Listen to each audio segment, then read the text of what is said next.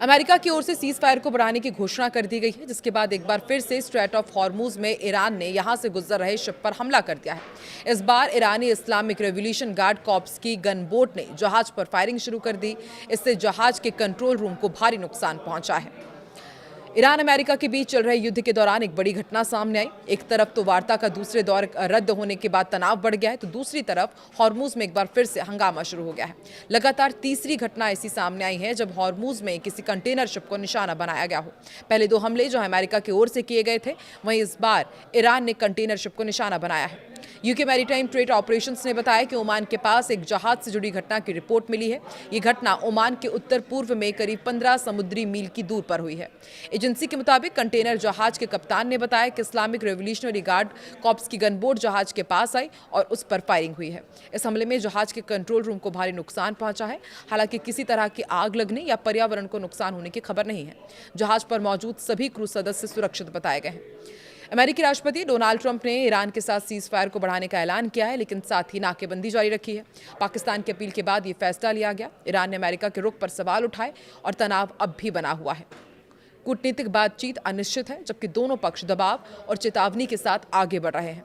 America और Iran के बीच चल रहा तनाव फिलहाल थमा जरूर है, लेकिन हालात अब भी बेहद नाजुक बने हुए हैं। अमेरिकी राष्ट्रपति डोनाल्ड ट्रंप ने ईरान के साथ जारी सीज फायर को बढ़ाने का ऐलान किया, लेकिन इसके साथ ही उन्होंने साफ कर दिया है कि ईरान पर सैन्य नाकेबंदी जारी रहेगी। ट्रंप के मुताबिक ये फैसला पाकिस्तान के प्रधानमंत्री शहबाज शरीफ और आर्मी चीफ असीम मुनीर के अनुरोध के बाद लिया गया है। दोनों नेताओं ने अमेरिका से अपील की थी कि बातचीत को मौका देने के लिए हमले टाले जाए। ट्रंप ने कहा है कि ईरान की सरकार इस समय गंभीर रूप से बिखरी हुई है और वहां से अभी तक कोई एकजुट प्रस्ताव सामने नहीं आया है। इसी वजह से अमेरिका ने हमला रोककर सीज फायर बढ़ाया है, लेकिन सैन्य तैयारियां जारी रखी गई हैं। ऐसे में बड़ा सवाल ये कि क्या नाकेबंदी कभी खत्म होगी भी या नहीं। हालांकि अमेरिका ने अपने सबसे बड़े दबाव वाले हथियार नाकेबंदी को बरकरार रखा है। खास तौर पर हॉर्मुज और ईरानी पोर्ट के आसपास लागू ये नाकेबंदी व्यापार और तेल सप्लाई पर असर डाल रही है। अमेरिकी ट्रेजरी से जुड़े अधिकारियों के मुताबिक ये रणनीति ईरान की आर्थिक ताकत को कमजोर करने के लिए अपनाई गई है।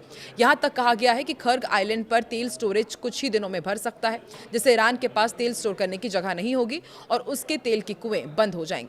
इससे तेल कारोबार पर और दबाव पड़ेगा। बातचीत दोनों देशों के बीच अब भी तय नहीं है।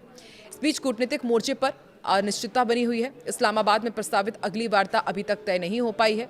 ईरान ने अमेरिका के रुख को विरोधी आभास बताया है और साफ किया कि जल्दबाजी में बातचीत के लिए वो तैयार नहीं है। ईरान की ओर से और भी सख्त चेतावनी दी गई। एक वरिष्ठ सलाहकार ने ट्रंप के सीज फायर विस्तार को बेकार बताया, जबकि ईरानी नेतृत्व ने कहा है कि बातचीत के दौरान किसी भी हमले को वैश्विक स्तर पर खतरनाक उदाहरण माना जाएगा। तनाव उस समय और बढ़ गया जब अमेरिका ने कथित तौर पर एक ईरानी कार्गो जहाज को जब्त कर लिया था। इसके बाद तेहरान ने जवाबी कार्रवाई की और चेतावनी दी। यूरोप भी इस संकट को लेकर सक्रिय हो गया है। ब्रिटेन और फ्रांस ने 30 से ज्यादा देशों के सैन्य योजनाकारों की बैठक बुलाई है, जिसमें हॉर्मुज को दोबारा खोलने की रणनीति पर चर्चा होगी। और विशेषज्ञों का मानना है कि भले ही सीज फायर लागू है, लेकिन जमीन पर हालात अब भी शांति के नीचे छिपी जंग जैसे हैं। दोनों पक्ष एक तरफ बातचीत के लिए आगे बढ़ रहे हैं, तो दूसरी तरफ दबाव और चेतावनियों का खेल भी लगातार जारी है। अमेरिकी राष्ट्रपति डोनाल्ड ट्रंप ने ईरान के साथ सीज फायर बढ़ाने का ऐलान किया। उन्होंने इस ऐलान के बाद एक बार फिर जंग के बाद बादल छट गए हैं।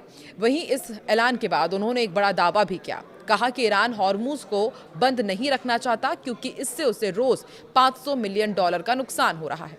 उनका कहना है कि अगर इसे खोला गया तो बातचीत में कोई डील नहीं हो सकेगी। ट्रंप ने ट्रूथ सोशल पर लिखा है कि अगर हॉर्मुज बंद रहता है तो ईरान को रोज करीब $500 मिलियन का नुकसान होता है। उनके मुताबिक ईरान सिर्फ इमेज बचाने के लिए बंद करने की बात करता है, जबकि वो खुद इसे खोलना चाहता है। ट्रंप ने यह भी दावा किया कि कुछ मध्यस्थों ने उनसे संपर्क करके बताया है कि ईरान तुरंत इस रास्ते को खोलना चाहता है। हालांकि उन्होंने साफ किया कि अगर बिना किसी समझौते के हॉर्मुज खोल दिया गया तो ईरान के साथ कोई डील संभव नहीं हो पाएगी। रॉयटर्स के मुताबिक हॉर्मुज जलडमरू मध्य में जहाजों की आवाजाही बेहद कम है। पिछले 24 घंटे में सिर्फ 3 जहाज इस रास्ते से गुजर पाए हैं, जबकि सामान्य स्थिति में रोजाना करीब 140 जहाज यहां से गुजरते थे। डेटा के अनुसार हाल में जो जहाज इस रास्ते से निकले उनमें Ian Spit tanker, Lion Star cargo ship और मेडा LPG टैंकर शामिल है। रिपोर्ट में कहा गया कि अमेरिका की नाकेबंदी और ईरान के जवाबी कदमों के चलते कई जहाज खाड़ी में फंसे हुए हैं। दर्जनों टैंकर अब भी कच्चे तेल के साथ खड़े हैं और आगे बढ़ने का इंतजार कर रहे हैं। और स्थिति इतनी गंभीर है कि करीब 20,000 नाविक और सैकड़ों जहाज खाड़ी क्षेत्र में फंसे हुए हैं। सुरक्षा जोखिमों के चलते शिपिंग कंपनियां इस रास्ते से गुजरने से बच रही हैं। इस पूरे घटनाक्रम के बीच ट्रंप ने ईरान के साथ सीज फायर को भी बढ़ाने का ऐलान किया, लेकिन नाकेबंदी जारी रखी है। दूसरी तरफ ईरान ने अमेरिका के रुख पर सवाल उठाए और इसे रणनीतिक दबाव की चाल बताया है। अब इस्लामाबाद में प्रस्तावित अगली वार्ता पर सभी की नजर है, लेकिन ये अभी साफ नहीं कि बातचीत कब होगी, किन शर्तों पर होगी और किन मुद्दों पर पेच अटका है वो भी आपको बताते हैं। देखिए, ईरान वार्ता में अब ईरान के मिसाइल कार्यक्रम की बजाय यूरेनियम संवर्धन स्तरों और हार्मूज पर ज्यादा ध्यान दिया जा रहा है। ये मामला फंसा हुआ है क्योंकि अमेरिका ब्लॉकेड छोड़ नहीं रहा है और ईरान हार्मूज पर पूरा कंट्रोल चाहता है।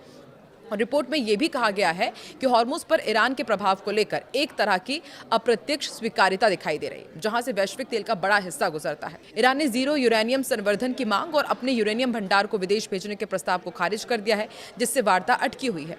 खाड़ी अधिकारियों का कहना है कि प्राथमिकताओं में यह बदलाव चिंताजनक है और वार्ता के लक्ष्य लगातार बदल रहे हैं। एक खाड़ी सूत्र के अनुसार अब हार्मूज को रेड लाइन माना जा रहा है, जबकि पहले प्रमुख मुद्दा नहीं था। अमेरिका पर विश्वास की कमी भी एक बहुत बड़ा इसका कारण है। दिक्कत यह भी है कि ईरान को अमेरिका पूरी तरह से भरोसेमंद नहीं लगता। इस्लामाबाद में 11 अप्रैल को जो वार्ता हुई थी, उसे लेकर भी ईरान का कहना था कि वह अमेरिका की बातों पर विश्वास नहीं कर पा रहा है। एक बार फिर से जिस तरह से वार्ता से तुरंत पहले हार्मूज में ईरानी नाव को रोका गया, उस पर कब्जा किया गया, उसने दोनों ही देशों के भरोसे को और तोड़ दिया है। ईरान लगातार कह रहा है कि सीज फायर के आड़ में अमेरिका बड़े हमले की तैयारी कर रहा है और ईरान पर दबाव डालकर उसे झुकाना चाहता है। डोनाल्ड ट्रंप की ओर से हो रही बयानबाजी भी इस समझौते के लिए बड़ा अड़ंगा बनी हुई है। आपको क्या लगता है, दोनों देशों के बीच समझौता हो पाएगा? क्या इस्लामाबाद में कोई डील हो पाएगी? और क्या हार्मूज बहुत जल्द खुलेगा या फिर इसी तरह हार्मूज बंद रहेगा और उसका असर पूरी दुनिया को उठाना पड़ेगा, पूरी दुनिया में उसका असर देखने को मिलेगा? कमेंट सेक्शन पर अपनी राय जरूर दें।